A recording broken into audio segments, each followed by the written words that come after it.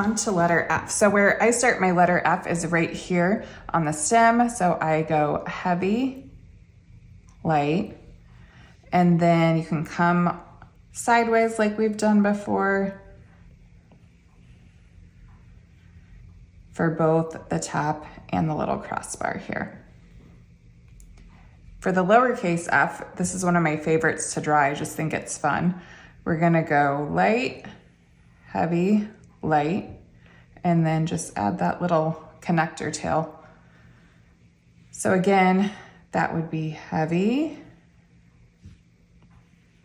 heavy, light, and then I can add a little more light to heavy with that top, straight across for the crossbar, and then light, heavy, light, and then a light little tail there.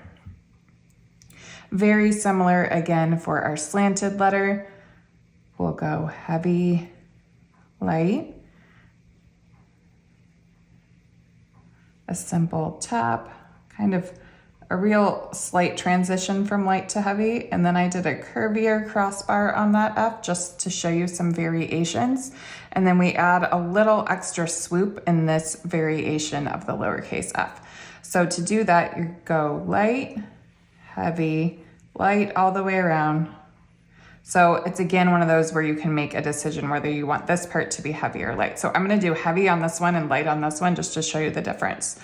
So light, heavy, light, heavy, light. This one's great for practice because you're trying to do that in one fluid motion. And then on this one, I'll keep that extra loop light. Light, heavy, I'm gonna go light all the way around. So you can just see, you know, if you're maybe doing wedding calligraphy and you want a more delicate look, you'll go with this one. If you want something more formal and traditional, which again could be wedding, just depending on the style of the wedding, you might want to go with that one. That's it for letter F.